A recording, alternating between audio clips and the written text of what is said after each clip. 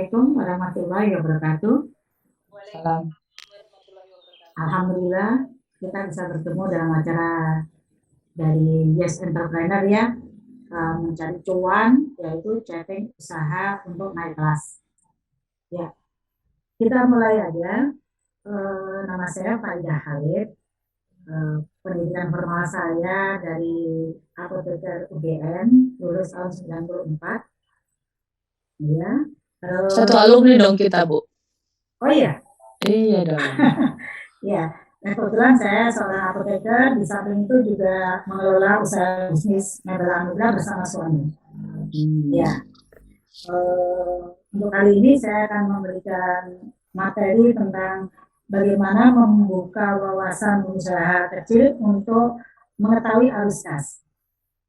Ya, kita ketahui bahwa pengusaha kecil itu merasa sekali untuk merasa tetap kecil terus. Nah, mungkin ada kesalahan nama ya, jadi dinamakan pengusaha kecil, jadi dia enggan untuk berubah menjadi besar gitu atau gimana.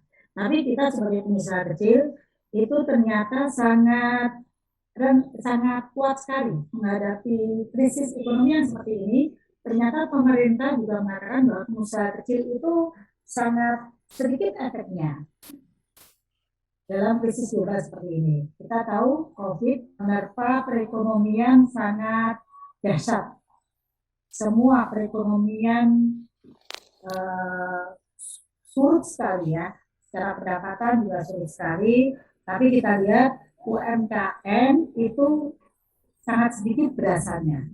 Ini menunjukkan bahwa UMKM sangat tangguh sebetulnya. Tapi karena dia bermain uang kecil terus dan tidak naik kelas, ini kita merasa bahwa ya dapatnya ya kecil-kecil terus, tantangannya ya kecil-kecil terus. Kenapa saat ini kita nggak berusaha untuk naik kelas?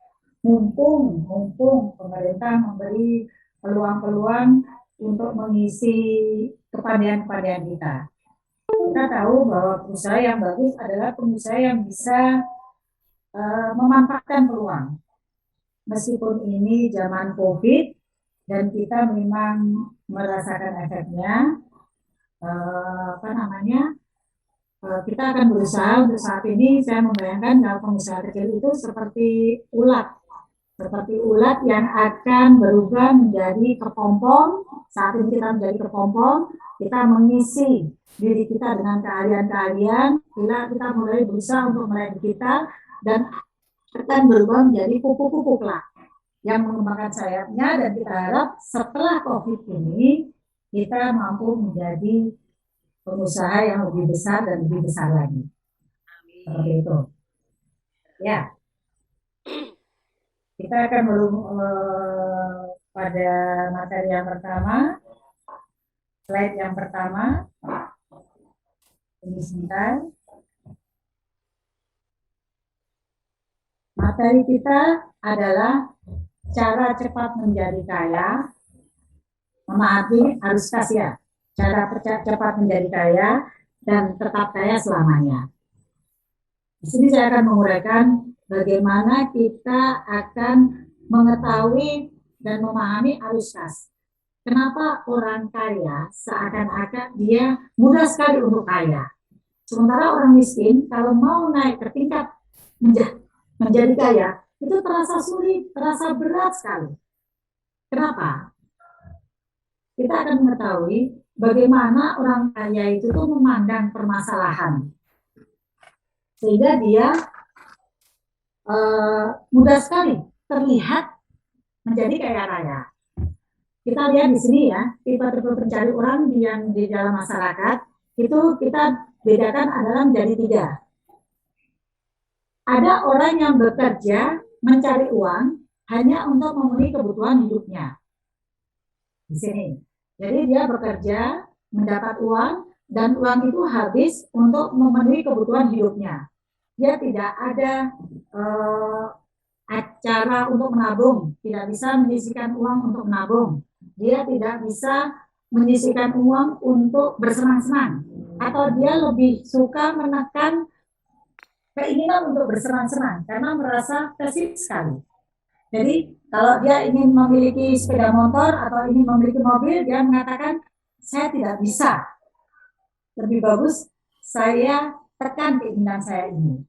Ada orang yang seperti itu. Apakah kita termasuk yang seperti ini?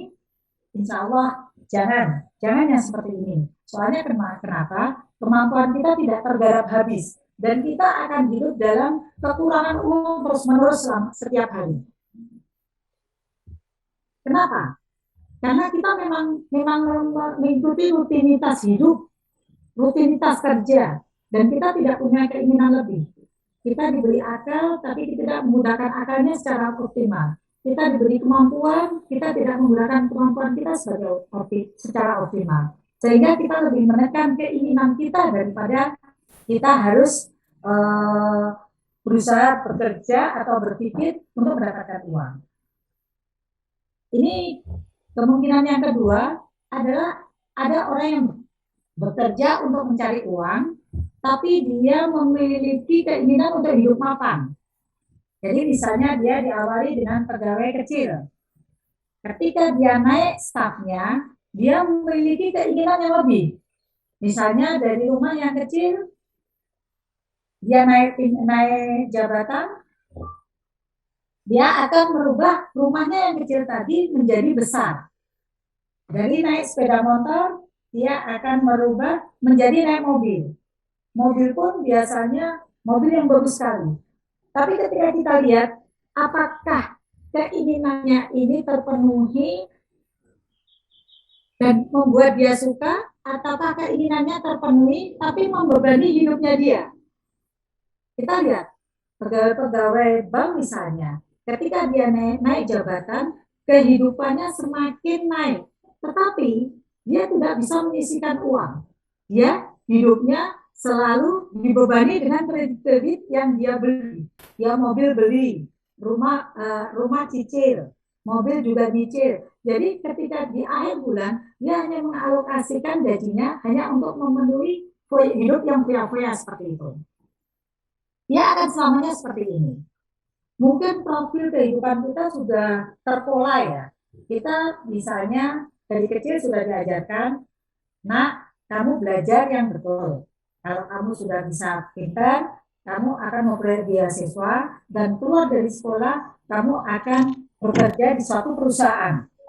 Perusahaan yang besar, maka gajinya akan besar, kehidupanmu akan mapan. Kita lihat, tapi ketika dia tua, kebanyakan orang-orang seperti ini kehidupannya menjadi tidak mapan gitu. Betul, ketika dia masih bekerja, beraktivitas, menghasilkan uang, dia merasakan kehidupan yang mapan. Tapi kita lihat, ketika di masa tua, tidak ada kehidupan yang menjamin dia. Artinya apa? Dia hidup ketika muda, usia 20, dia belajar dengan baik. Setelah itu, dia bekerja dengan baik, menjelang usia 40, 50, dia kehidupannya terlihat mapan. Tapi setelah ke tahun 50 tahun ke atas, kehidupannya sama sekali tidak terjamin. Kita lihat pensiunan itu. Apakah kita akan membentuk kehidupan kita menjadi seperti ini?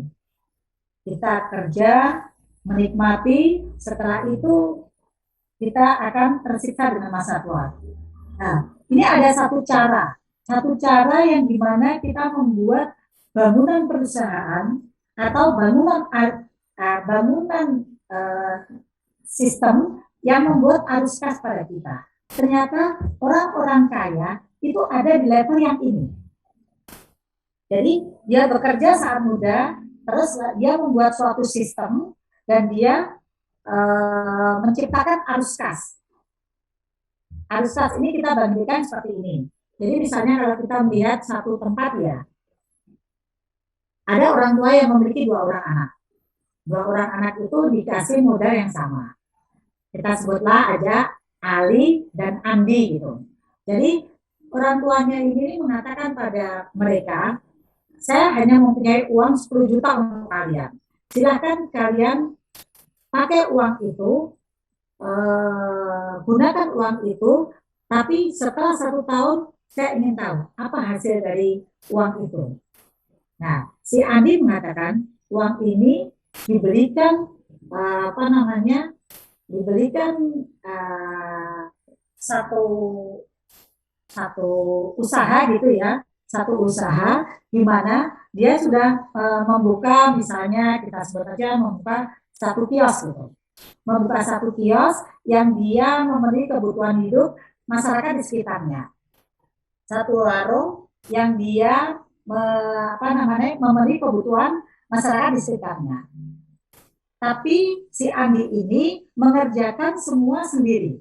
Jadi dia mendapat uang, terus dipulangkan, dijual, setelah itu mendapat keuntungan dibuat untuk foya-foya, untuk membeli rumah makan, membeli mobil, di dalam kurun waktu yang setengah tahun itu, kehidupan Andi terlihat mapan sekali. Tapi kita lihat si Ali juga membuat sebuah toko kelontong kecil, dan dia mempekerjakan seseorang untuk bekerja di toko kelontong itu. Dia membuat suatu catatan.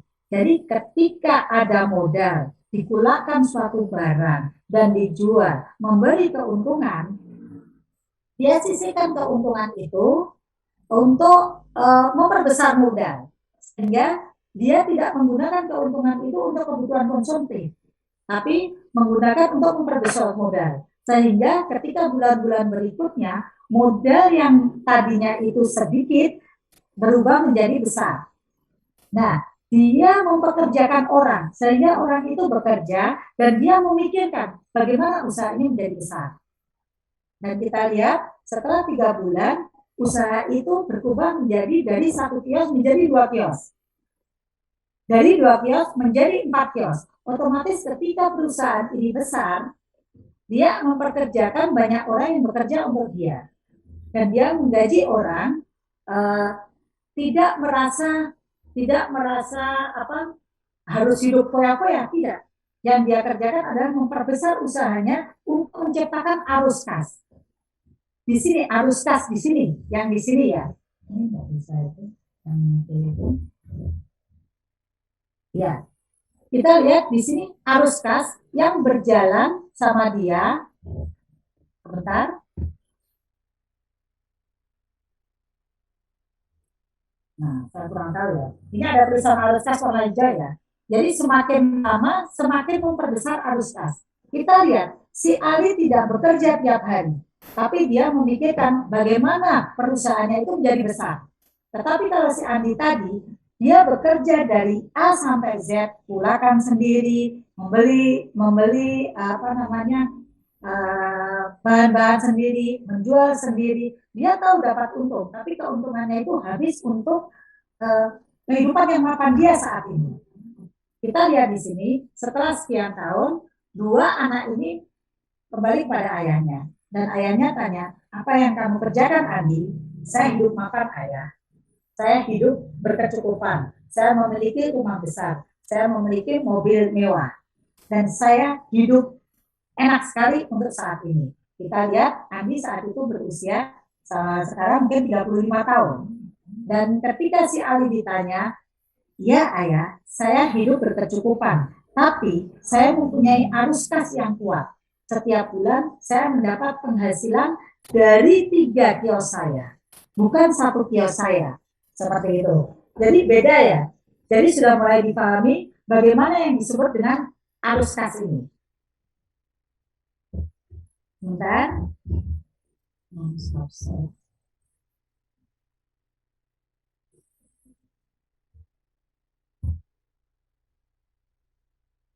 Ya. Mana di nanti ini.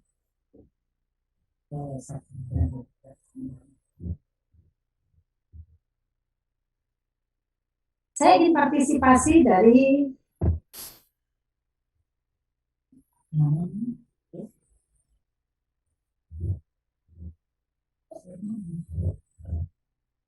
sudah terlihat ya?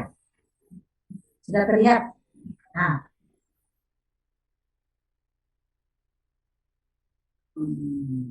Ya. Kita lihat. Coba ini sudah bisa ya. Sudah muncul. Ya. Kita lihat. Sebentar.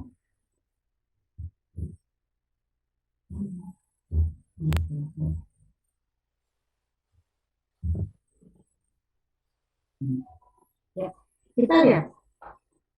Coba tulis di huruf chat. Ini gambar apa nih? Ya, para peserta, silakan, silakan interaktif. Apa yang terlihat dalam gambar ini?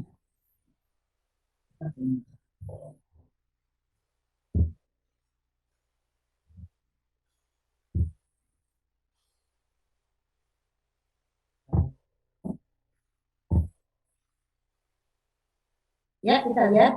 Ini gambar apa nih? Kalau kita lihat, ini gambar apa? Ada yang menulis, ini gambar nenek tua. Iya. Ada lagi masukan? Ya, dari Adela.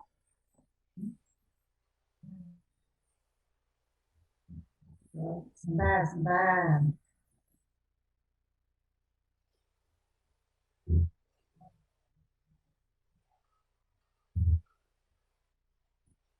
Sebentar, sebentar.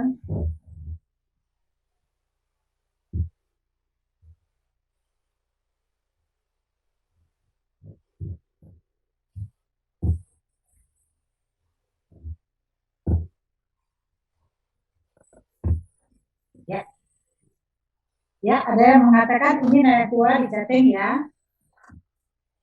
Hidung nenek, ada gambar ekor kucing. Dari mana nih ekor kucing nih? Nah, jadi kalau kita lihat, ini gambar ini, ada orang yang memandang ini adalah nenek tua. Jadi ini hidungnya. Nah, ini hidungnya, kelihatan. Jadi yang ini adalah hidungnya, nggak kelihatan ya. Saya menuju sesuatu nggak kelihatan ya. Kelihatan. Ini adalah dagunya. Ini adalah mantelnya. Gambar ini bagi orang yang pesimis, dia akan terlihat ini adalah seorang nenek tua. Tapi ada orang yang bisa melihat ini adalah perempuan cantik yang lagi menghadap ke belakang. Gitu. Ini kita lihat, ini dagunya, ini rambutnya, dan ini kerudungnya. Ini tetap ini bajunya. Artinya apa? Ketika ada peluang, si Ali itu melihat ini adalah peluang yang bisa saya optimalkan. Bisa menghasilkan uang 10 juta dari ayahnya adalah peluang yang dia optimalkan. Jadi dia tidak melihat ini adalah uang yang sedikit. Bukan. Terkadang pengusaha kecil itu mengatakan bahwa saya tidak dapat modal, saya tidak punya modal, makanya saya tidak mau bergerak. Padahal sebetulnya yang disebut dengan modal adalah apa yang ia punyai. Itu yang disebut dengan modal. Kalau modalnya kecil, ya kembangkan modal itu menjadi lebih besar dan semakin besar. Seperti itu. Ada satu slide lagi yang kita bagikan. Satu lagi. Ini. Ini gambar apa nih? Siapa yang bisa melihat ini gambar lain dari slide ini?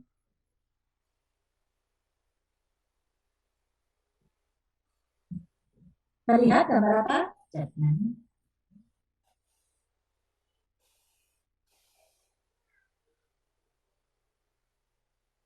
Ya. Ada yang mengatakan ini gambar kata. Ya betul, ini gambar kata. Tapi ketika kita melihat dari sisi yang sebelah kiri, posisi gambarnya itu jadi seperti ini, dia bisa menjadi gambar kuda. Terlihat? Kalau dari sisi sebelah kiri, bisa berupa gambar kuda. Inilah yang disebut dengan peluang. Jadi, kalau kita bisa mengekspos apa, informasi apa yang ada di sekitar kita, itu kita akan membuka banyak peluang. Jadi, kalau kita mengatakan kita sebagai pengusaha, saya tidak punya modal, itu keliru. Keliru sekali. apa yang kita punya saat ini itu kita akui sebagai modal. Jadi jangan mencari burung yang ada yang tidak di atas tangan. Dan modal yang kita punya ini yang kita kerjakan sehingga modal ini menjadi besar. Tidak ada pengusaha besar yang dimulai dari gerakan yang kecil. Semua pengusaha besar itu mulai dari gerakan-gerakan yang kecil. Seperti itu. Kalau kita mengeluh, ini jadi ya. Jadi kita jelaskan di sini masalah keuangan itu sebetulnya sangat simpel sekali.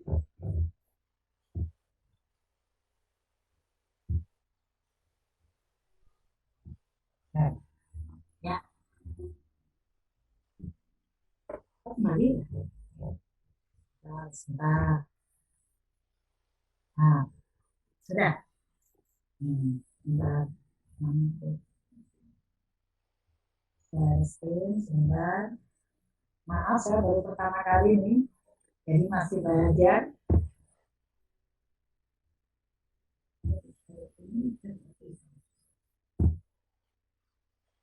Kembali lagi. Admin bisa bantu saya?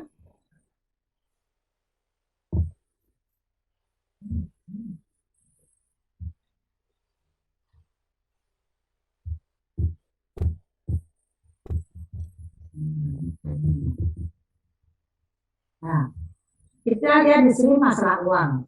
Jadi orang kaya dan orang miskin memandang uangnya itu tuh sangat beda sekali. Jadi kita lihat tadi ya, seperti contoh ya. Jadi orang itu tuh ada orang yang mencari uang. Ya, kita buka dulu di sini. Jadi permasalahan uang itu sebetulnya cuma ada 4. Mencari, dapat, kita tabungkan. Mencari, dapat, bisa kita nikmati. Nah, jadi terkadang orang kita lihat kita ada dalam posisi di mana nih? Orang mencari uang, setelah ia dapat uang, dia nikmati dan tidak ada uang itu yang ditabung sama sekali atau uang itu ditabung disisihkan sebagian itu tidak ada. Kalau disisihkan pun itu nilainya kecil sekali dan itu hanya berupa sebagai tabungan aja. Jadi orang mencari uang terus kemudian uangnya seakan-akan habis untuk dinikmati. Ya, saat ini 35 tahun misalnya dia menikmati kehidupan mapan, kehidupan enak, tapi yang terjadi, yang akan bermasalah, itu ketika dia sudah tua. Kalau sudah tua, dia tidak ada yang membiayai dari hidupnya dengan dari pensiun, dan itu akan hidupnya tidak akan mulia. Artinya kita pun juga tidak akan membebani ketika menjadi orang tua, kita tidak ingin membebani pada anak. Sehingga kita harus menyiapkan diri untuk masa tua kita. Nah, sebagai pekerja-pekerja biasanya seperti ini. Ada sebagian ditabung dan sebagian dinikmati. Nah, yang ditabung ini, yang ditabung ini itu hanya sebagai ditabung aja. Padahal kalau kita lihat, kalau kita menabung uang, itu kita adalah dalam kondisi yang rugi. Soalnya berapa? 20% aja itu sebagai pajak.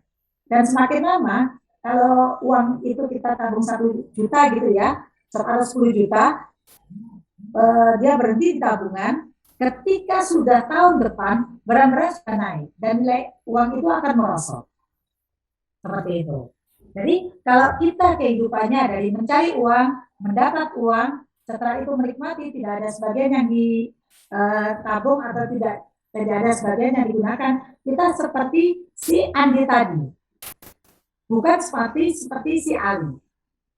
Ya hidup nikmat hanya untuk sesaat, tapi nanti tua dan nggak tahu mau gimana.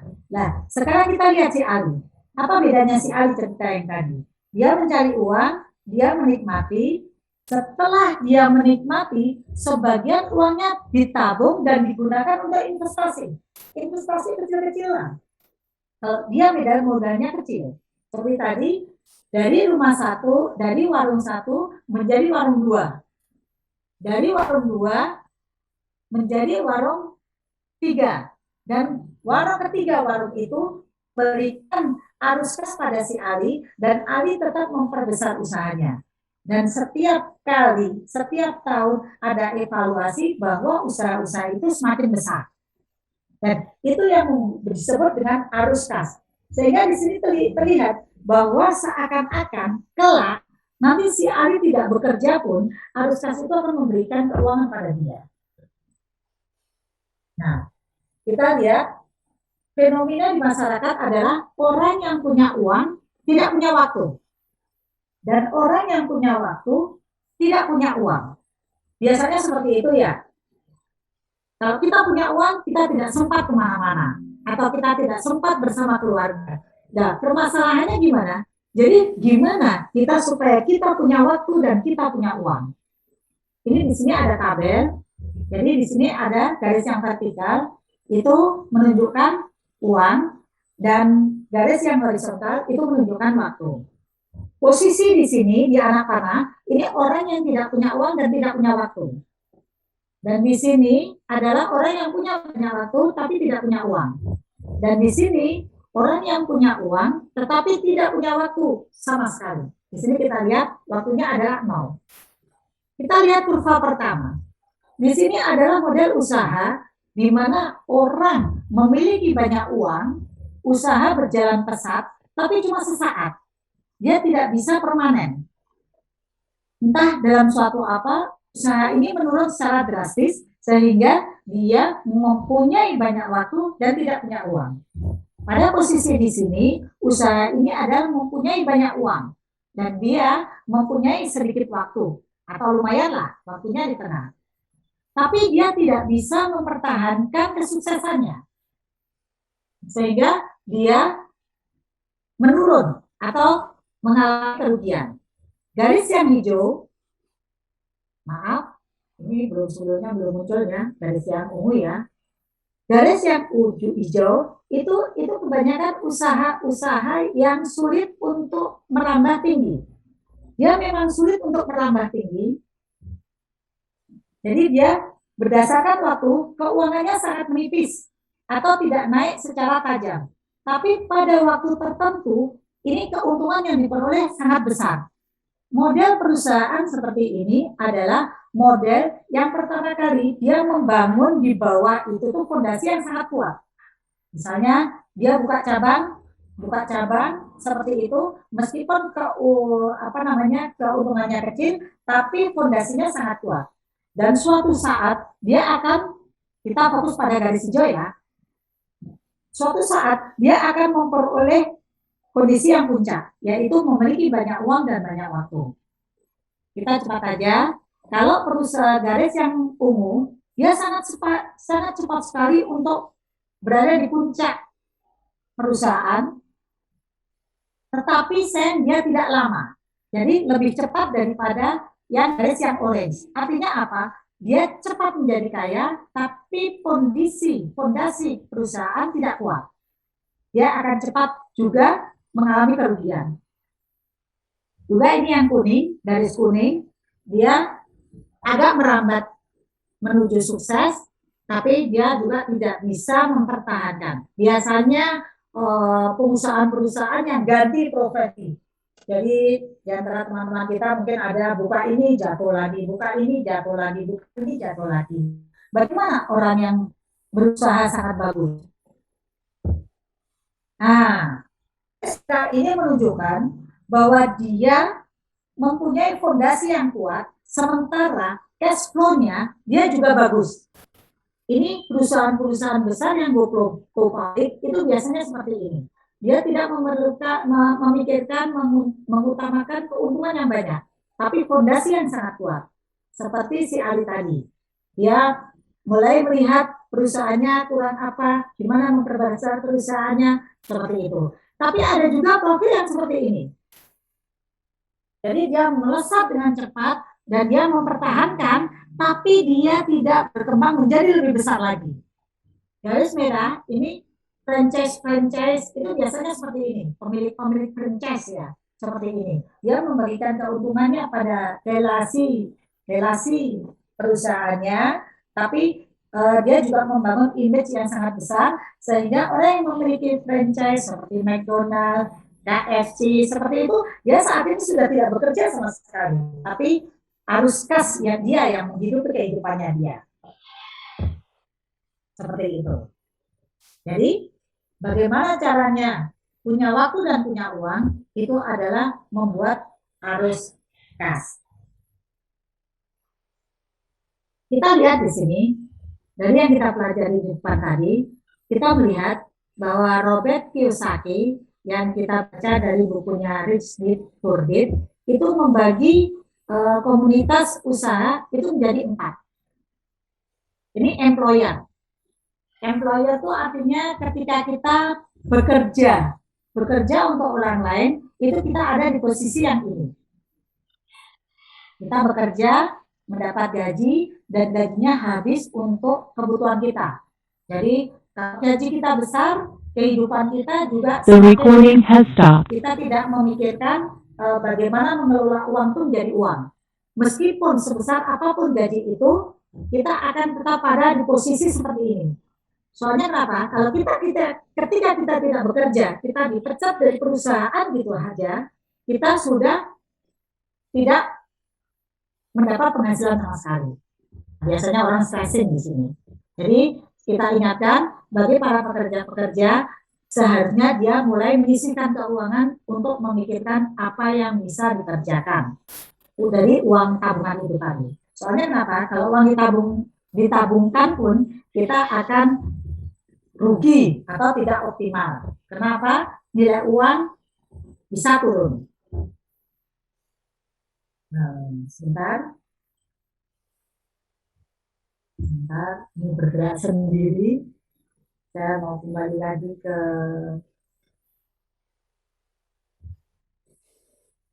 mana deh? Sebentar.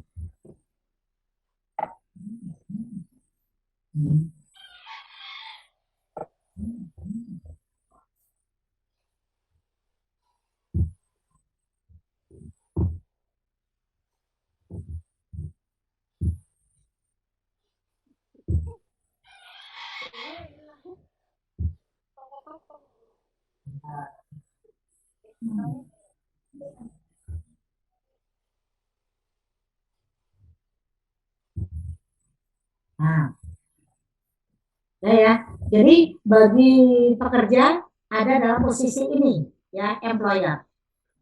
Sebesar apapun gajinya dia, kalau dia tidak menginvestasikan atau membuat, apakah dia tidak boleh menabung? Boleh menabung, tapi menabung itu bukan cara yang bijak. Kita daripada menabung uang, lebih bagus kita belikan kambing. Kambing itu kita titipkan, orang lain bekerja, dan kambing itu akan menghasilkan anak misalnya, dan itu memberikan keuntungan pada kita. Lebih bagus seperti itu. Atau kita berikan tanah yang berprospek daripada uang itu ditabung. Ya. Sekarang grade yang kedua adalah self-employer. Self-employer itu adalah dia bekerja untuk dirinya sendiri. Misalnya di sini profesi dokter, profesi apoteker, profesi accounting, profesi hukum. Dia bekerja untuk dirinya sendiri. Dan dia mendapat gaji yang sangat besar untuk dirinya sendiri. Tapi tetap, ketika dia tidak bekerja, dia tidak menghasilkan uang. Artinya apa? Daerah E dan S ini hampir sama saja. Jadi kalau dia ingin mendapatkan uang, dia harus bekerja. Tapi kita lihat di sisi B, bisnis. Jadi di sisi bisnis ini, orang yang bekerja menghasilkan uang, tapi dia juga bisa mengajak orang yang bersama-sama untuk menghasilkan uang. Misalnya, saya misalnya buka apotek, mempekerjakan orang misalnya. Nah, di sini saya ada dalam posisi seperti ini. Saya juga bekerja sama rekan-rekan apotek untuk membuat suatu usaha yang lain. Saya mengajak banyak orang di sini untuk bekerja, sehingga kita mempekerjakan banyak orang yang bisa memberikan keuntungan pada kita. Nah, di sini biasanya kalau juragannya itu pelit, pegawainya nggak diajak untuk merasa membangun suatu perusahaan, itu akan keluar masuk seperti itu, dan kita tidak akan berusaha. Dan setelah kita perusahaan ini menjadi besar, kita menginvestasikan keuntungan kita, sebagian keuntungan kita, membuat bisnis-bisnis baru. Nah, bisnis-bisnis baru itulah yang merupakan arus kas pada kita. Kebanyakan pengusaha kecil ada di sini, ada di E, ada di S. Dia bekerja mulai dari awal sampai akhir, dia mengerjakan sendiri, sehingga dia tidak pernah berpikir bagaimana memperbesar usaha ini. Kenapa? Soalnya sudah capek, seperti si Andi tadi. Jadi dia tidak punya kesempatan waktu untuk memikirkan bagaimana memperbesar usaha ini. Seluruh tenaganya dia dikerjakan untuk mengerjakan kerjaan itu, mengerjakan di usahanya sendiri. Jadi mestinya kalau dia berubah menjadi pebisnis, misalnya saya mempunyai rumah, saya mempunyai mesin cuci, kenapa saya nggak buka laundry? Kelihatannya bagus nih prospek laundry di sini. Sehingga saya mempekerjakan satu orang untuk mengerjakan laundry di rumah saya, sehingga menghasilkan. Itu ya, seperti itu ya. Ada pertanyaan di sini?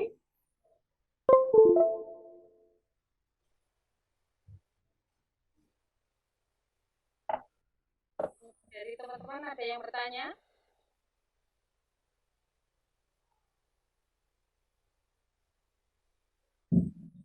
Nah, kita lanjutkan. Kenapa pengusaha kecil itu tetap kecil? Kita lihat di sini ya. Jadi, kalau ini pengusaha kecil, ingin mengembangkan bisnisnya, dia merasa seakan-akan itu ingin menggulirkan batu yang sangat besar sekali. Sehingga dia mengatakan, saya nggak bisa, saya nggak mampu. Udahlah, ini bukan bagian saya. Dia menghindar, dia tidak optimal. Padahal kalau kita lihat kesempatan, itu banyak sekali di tempat kita. Kita bisa mengoptimalkan rumah kita sebagai apa, biar bisa menghasilkan. Sehingga kita bisa memikirkan, saya punya satu sepeda motor. Gimana kita mengoptimalkan sepeda motor ini, sehingga sepeda motor ini bisa menghasilkan untuk saya. Kita mempunyai rumah. Gimana kalau rumah besar ini kita koskan, sehingga bisa menghasilkan pada saya. Nah, itu ide-ide yang cemerlang. Biasanya pengusaha kecil menghindar gitu. Coba saya buat pertanyaan lagi nih di sini. Ini ada gambar bujur sangkar ya. Saya mau tanya, ada berapa bujur sangkar di segi 4 ini? Coba tulis di chat. Ada berapa bujur sangkar di gambar di gambar saya ini? Silakan. Bisa nulis di chat. Ada yang nulis 14, ada yang nulis 25. Kita melihat peluang itu seperti ini ya. 14. Jadi kalau kita lihat, ini adalah satu bujur sangkar. Artinya apa? Orang hanya melihat ini hanya ada 9 bujur sangkar. Dia tidak bisa melihat lebih dari 9 itu. Padahal kalau kita gabungkan, 4 bujur sangkar ini bisa menjadi bujur sangkar yang baru. Sehingga kalau ini 9, bisa ditambah 4 lagi, 4 lagi, dan 4 lagi. 4 bujur sangkar menjadi satu, artinya menjadi bujur sangkar yang lebih besar, itu ada 4. Dan ada satu lagi, ini bujur sangkar yang sangat besar sekali. Kalau dilihat berapa bujur sangkar, orang yang menjawab banyak bujur sangkar itu bisa membaca peluang yang lebih baik. Kita lihat lagi, perpotongan antara garis ini itu membentuk satu bujur sangkar kecil lagi di sini. Terbayangkan nggak? Jadi perpotongan antar garis ini itu membentuk satu bujur sangkar lagi di sini. Jadi yang tertinggi di sini adalah 24 di chatting. Padahal kalau kita lihat banyak sekali bujur sangkar. Jadi di pojokan sini itu juga ada bujur sangkar sebetulnya. Kita tambahkan. Di pojokan sini ada bujur sangkar yang sangat kecil sekali. Pertemuan antara dua garis, tengahnya ini adalah bujur sangkar. Jadi ini, tolong ditunjuk ya. Tengahnya ini adalah bujur sangkar. Ya. Jadi ayo kita mulai pengusaha kecil menggali kembali apa potensi-potensi dari kita. Seperti kita ketahui bahwa saat ini pemerintah sangat memperhatikan pengusaha kecil dalam artian saat ini kita diberi peluang untuk menaikkan kemampuan kita bisa di bidang digital. Jadi banyak sekali peluang untuk menaikkan kemampuan kita. Kita tahu bahwa arus digital itu sangat sekali sehingga ketika kita tidak bisa memulai, kita tidak bisa membekali diri kita dengan kemampuan digital, kita akan tergilas zaman. Seperti itu. Sekarang ada pertanyaan lagi. Banyak sekali ya kemampuan dari Kemenparekraf dan Kemenparekraf, Departemen Koperasi itu membuka pelatihan-pelatihan digital seperti ini ya. Jadi kita usahakan kita seperti kupu-kupu yang seperti saya katakan tadi di awal bahwa kita harus mengasah kemampuan kita. Sekarang saya mempunyai 9 garis ini, 9 titik ini. Ada pertanyaan, buatlah 4 garis yang menghubungkan garis-garis ini supaya tidak terputus. Jadi kita membuat 4 garis lurus yang menghubungkan ke 9 titik ini secara tidak terputus. Artinya pulpen kita tidak boleh diangkat dari kertas. Bisa?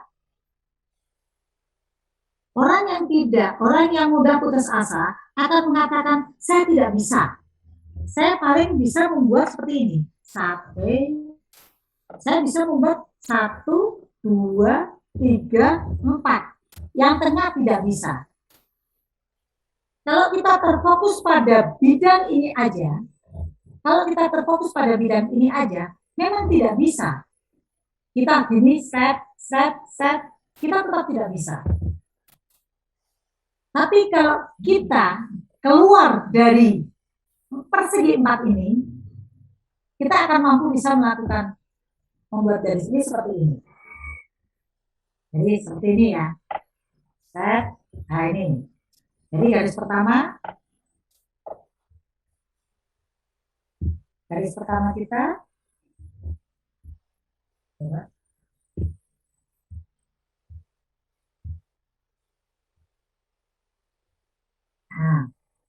ini garis pertama kita, ini garis kedua, ini garis ketiga, ini garis keempat. Kalau kita ada di fokus pada 4 bujur sangkar ini, kita tidak akan bisa membuat garis ini berhubungan. Artinya apa? Kita akan putus asa. Tapi kalau pemikiran kita out of the box, jadi kita keluar dari kotak kuning ini, kita di sini ada resiko. Jadi ketika kita mengatakan saya tidak bisa, saya tidak mampu, itu harus kita hilangkan. Kita bisa. Nah, gimana caranya? Itu yang menjadi PR kita. Gimana caranya? Jadi kembali ke gambar yang tadi. Gambar yang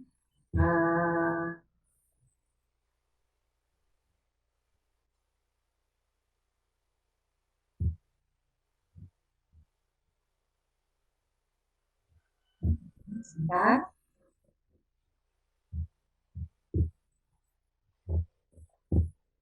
Nah, kita menggarap ide baru itu seperti ini. Tapi kalau kita akan berusaha terus untuk menemukan ide, kita akan mudah untuk menggerakkan batu yang besar yang kita anggap sebagai kesulitan tadi. Bagaimana caranya?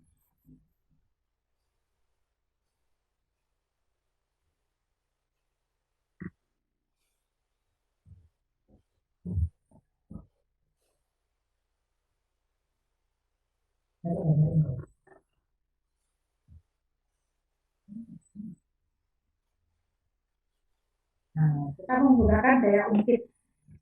Nah, nah, ini yang disebut kita mengajak teman-teman kita mengajak karyawan kita untuk berusaha menggulirkan batu ini dengan menggunakan daya ungkit. Ini energinya akan kita gunakan akan sedikit sekali.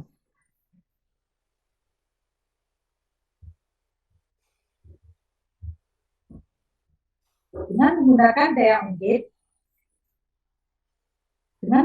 daya ungkit, kita membuat batu yang sangat besar tadi yang seakan-akan kita tidak bisa menggulirkannya, itu bisa bergulir. Artinya apa? Bisnis ini bisa berjalan.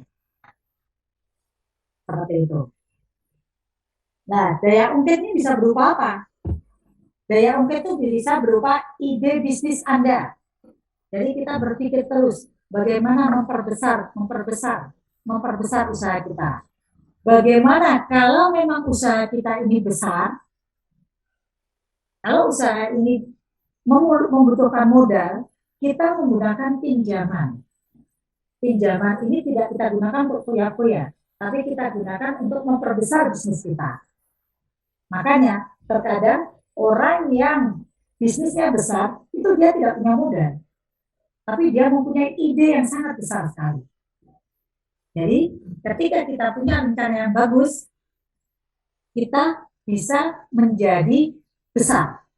Meskipun bukan kita yang melaksanakan, tapi kita menjual rencana kita itu pada pengusaha yang mau menerima rencana kita. Nah, kalau bisnis kita itu bergulir, itu seperti ini, seperti bola salju. Grafiknya seperti tadi ya, kita seperti garis merah yang seperti yang tadi.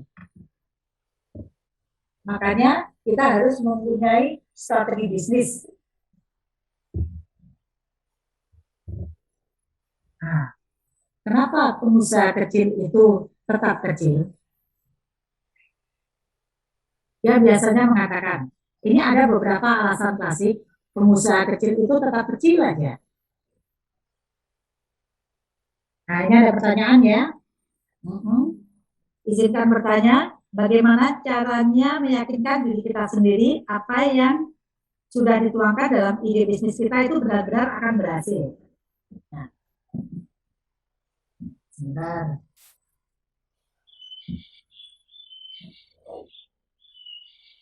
Ini ada pertanyaan, saya ulang ya pertanyaannya. Saya akan mencoba menjawab ya. Bagaimana caranya meyakinkan diri kita sendiri apa yang sudah kita tuangkan dalam ide bisnis kita itu benar-benar akan berhasil. Ya, di sini berarti kita sudah mempunyai ide bisnis, ya kan? Kita sudah mempunyai ide bisnis. Ide bisnis ini harus kita yakin bahwa ide ini akan berhasil. Itu caranya gimana? Kita melakukan langkah-langkah kecil, rencana-rencana bisnis. Kita lihat dulu Walt Disney itu ketika belum sebesar ini, Walt Disney itu sebelum sebesar ini, kita tahu ya besarnya Walt Disney itu ya, dia itu meyakinkan pada istrinya, saya mempunyai ide bisnis membuat suatu tempat yang sangat besar dipenuhi dengan permainan-permainan. Nah, kasusnya apa? Saya tidak mempunyai modal, saya hanya punya rencana. Nah, Walt Disney ini menjual rencananya dia ke beberapa pengusaha. Tapi dia ditolak dan ditertawakan rencananya itu. Tapi ketika ada seorang temannya dia mempercayai dan dia meyakinkan temannya itu bahwa ide ini akan menjadi ide yang sangat besar, yang akan memberikan keuangan yang sangat besar sekali, yang akan memberikan arus kas yang sangat besar kelak ketika ide-ide ini berhasil, itu kebetulan temannya ini mendukung sekali. Jadi kalau kita punya rencana, kita mempunyai ide, tidak tertuang dalam rencana-rencana yang sangat konkret, itu sulit untuk meyakinkan orang lain untuk percaya. Tapi ketika kita bisa meyakinkan orang lain untuk percaya, dan kita sodorkan rencana ini dalam angka-angka, dalam rencana kerja schedule, apa yang kita dahulukan, apa yang sampai akhirnya, sampai kemungkinan resiko bisnis itu kita bisa tuangkan rencana ini dan orang mempercayai, itu bisa jadi akan terlaksana. Nah, Walt Disney ini tidak menikmati kejayaan Walt Disney, tapi istrinya ketika ditanya bagaimana keberhasilan Walt Disney ini, istrinya itu mengatakan, suami saya meyakinkan bahwa ide bisnisnya itu sangat bagus sekali. Dan dia sangat yakin bahwa ide bisnis ini akan memberikan arus kas yang sangat kuat. Dan dia berusaha mati-matian untuk mengajak banyak orang untuk mempercayai ide bisnisnya ini. Ketika ide bisnisnya ini dimodali dengan seseorang yang sangat kaya, dan dia meyakinkan bahwa ini akan menciptakan arus kas, dan dia mempunyai rancangan-rancangan, rencana-rencana yang mewujudkan benar-benar, meskipun itu belum terwujud, tapi dia bisa membuat rencana bisnis yang sangat bagus. Itu dia akan terwujud. Dan sayangnya Walt Disney meninggal sebelum sejaya ini. Dan ketika ditanya istrinya, dia mengatakan, suami saya sudah melihat keberhasilan rencananya dia sebelum ini terwujud. Dan dia bisa meyakinkan bahwa pemilik modal akan mengatakan bahwa ini adalah bisnis yang sangat bagus sekali. Sehingga istrinya ketika Walt Disney sebesar ini, dia mengatakan, saya sendiri tidak bisa melihat keberhasilan ini. Tapi saya yakin suami saya bisa melihat keberhasilan ini meskipun ini tidak dinikmatinya. Seperti itu. Jadi mudah-mudahan ini menjawab pertanyaan. Jadi ketika kita punya rencana bisnis aja, ketika kita punya ide bisnis aja, ide bisnis itu tidak cukup. Kita harus tuangkan dalam rencana-rencana sedetail mungkin. Misalnya, kalau kita mau buka laundry misalnya. Dan ingat, ketika kita bermain uang kecil, kita akan menghasilkan penghasilan kita pun juga kecil. Ada nasihat bisnis yang sangat bagus, bermainlah uang besar karena waktu sama 24 jamnya. Dia membagikan, kita menjual satu gorengan yang seharga 500, itu sama sulitnya dengan menjual satu rumah yang harganya 5M. Tinggal tergantung rencana bisnis kita aja yang gimana. Jangan bermain uang kecil karena waktu sama 24 jamnya. Semoga ini menjawab pertanyaan dari tadi. Dari pertanyaan chattingan tadi. Jadi tidak hanya ide, kita harus punya rencana sampai sedetail mungkin. Misalnya kita akan membuka laundry. Sebelum kita membuka laundry, kita harus mempunyai pangsa pasarnya seperti apa. Mesin yang kita akan gunakan itu mesin sekapasitas berapa. Tenaga kerja yang kita gunakan itu ada berapa dan untuk apa aja. Itu sampai rencana sedetail mungkin. Seperti itu. Otomatis akan ada kesulitan, tapi insya Allah kita akan berusaha untuk menyelesaikan kesulitan itu. Berarti intinya berpikir positif ya, Bu Faida ya itu ya. Gimana? Tetap berpikir positif.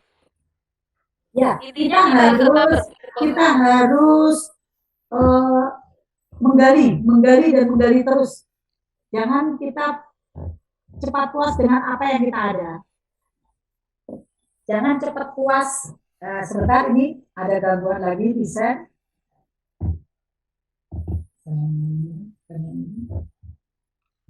Sebentar.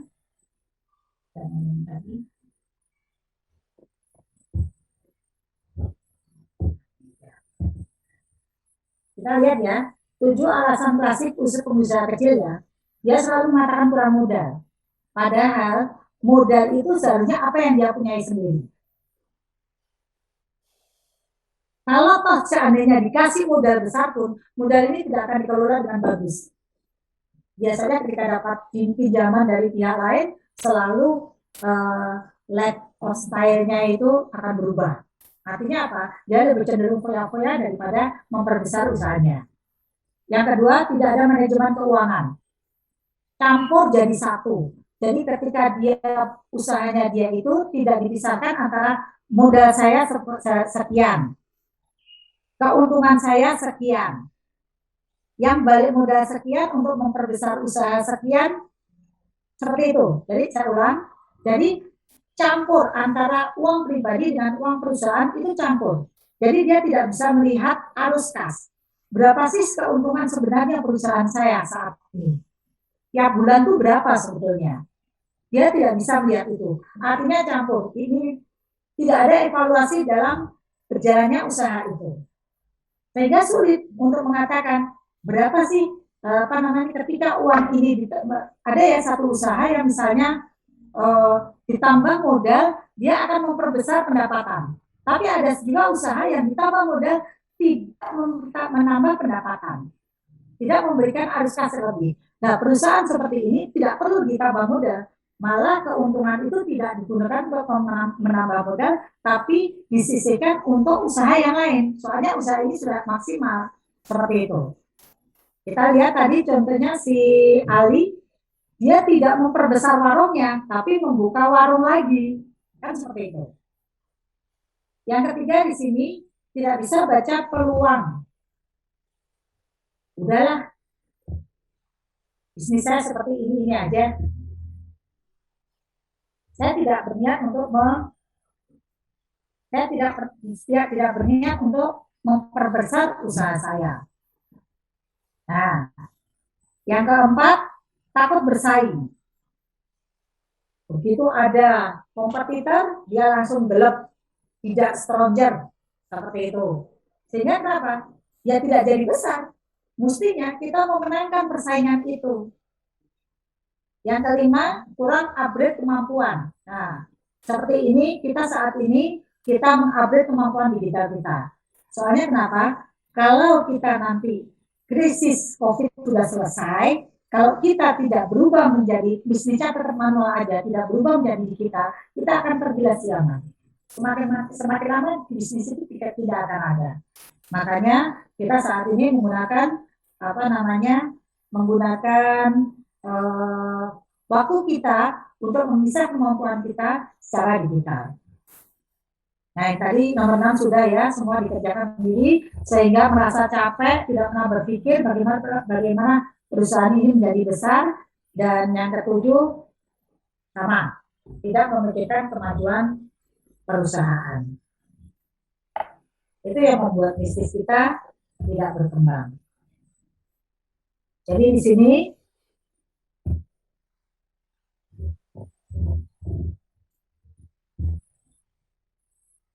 lalu kembali ke ini ya, permasalahan saya ya.